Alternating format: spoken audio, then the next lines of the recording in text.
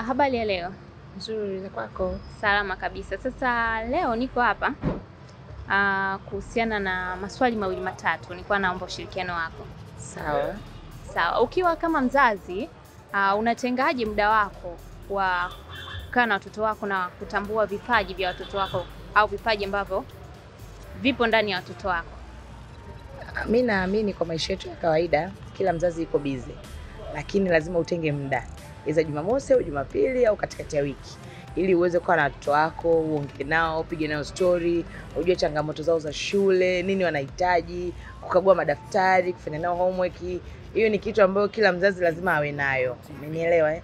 Na wazazi wengi wanaamini kwamba mtoto kukaa ndani kuangalia TV labda ndio starehe yake au labda ndio kipaji chake, lakini hapana. Kumfungia mtoto ndani sio nzuri. Kuna saa hebu mtoe, mchanganye. Utajua kama anapenda muziki, anapenda mpira, anapenda kuswim, unanielewa? Yaani mchanganye peke sehemu tofauti tofauti. Kwa mfano mimi ni mzazi.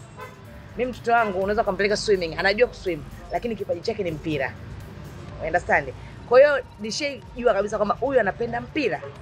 Kwa hiyo itakulazimu umnunulie njumu, itakulazimu umnunulie jezi, mpira, umpeleke kwenye viwanja tofauti tofauti, akashiriki hiyo mipira na ni kitu anapenda.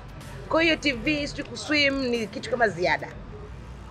Sawa, uchozungumza hapo, kuna baadhi ya wazazi wenyewe wanakuwa na namna ya kumchagulia mtoto. Pengine unakuta ni mtoto wa kike, mama mimi napenda kudance, unakuta muziki unapigwa na imba gospel anacheza nini, lakini mzazi tena anakuja kuwa kama kikwazo, anamwambia hapana, usifanye hivi, usifanye hivi. Au kunakuwa na mkanganyiko kati ya mzazi baba au mama. Mama anataka hiki kipaji mtoto aendelee, mama anahitaji hiki kipaji mtoto aache.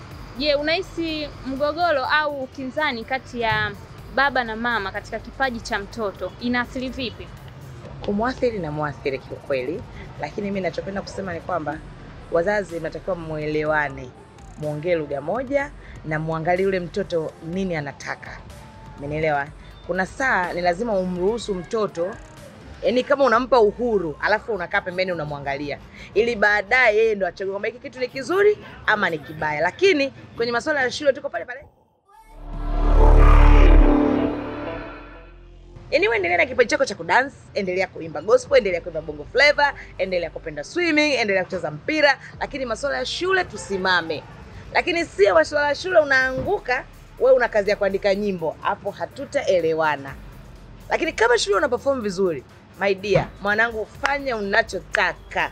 Hakuna mzazi. Ukiona mzazi anagoma, pengine baba mtoto wake yuko vizuri kwenye shule, umeelewa? Alafu pia hiyo inaleta ile wazazi wengi hawana desturi za kuongea na watoto wao. Sio marafiki kwa watoto. Unakuta mtoto hata kama alikuwa anaimba, hata kama ni nyimbo ya dini, akimwona mama anazima. Lakini kama mzazi wewe ni rafiki, ukimkuta unamsupport, alafu bado unamwambia mambo ya shule yakoje, mnaongea kirafiki, naye anafunguka na nini hivyo. Mimi nishikuwa na aunti yangu, watoto wake wanaimba sana nyimbo za kizungu. Yaani mtoto wake anaweza kaimba nyimbo ya Celine Dion hapa kama ameandika yeye. Nikajaga nikamwambia, hao watoto shule wana perform vizuri, lakini hiki ni kipaji chao. Umenielewa? Anza kuwapeleka kwenye hizo karaoke. Wewe amini, kila Jumapili anapelekaga ya Intelligence. Na wanaimba vizuri na shule wako vizuri kabisa. Kwa hiyo unakuta sasa pale wanaelewana na mzazi, kipaji chao kinakuwa na wao darasani wanaendelea vizuri. Kwa hiyo ninachoshauri wazazi wapende kuwasikiliza watoto wao na kuzingatia vipaji vyao. Kuna saa mwanafunzi unamsomesha anakwambia, mimi mama shule siwezi. Mimi naomba nikasomee ufundi. Mimi naomba niende studio nikajifunze kuimba.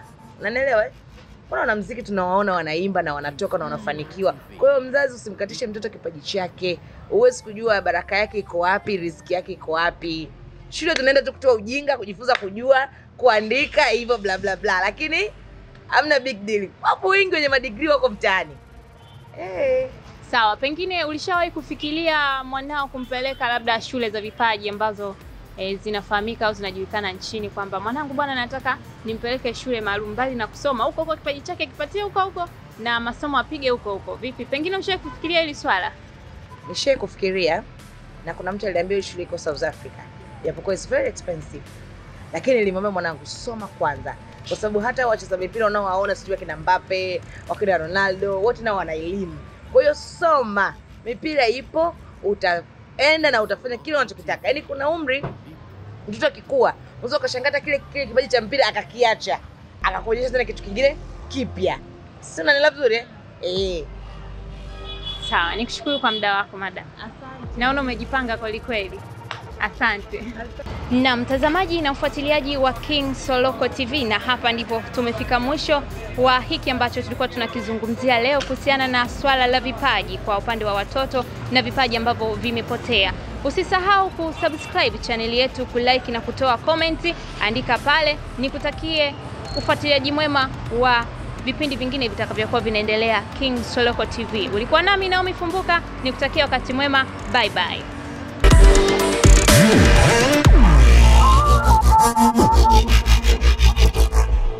King Soloko TV, ulipo tupo.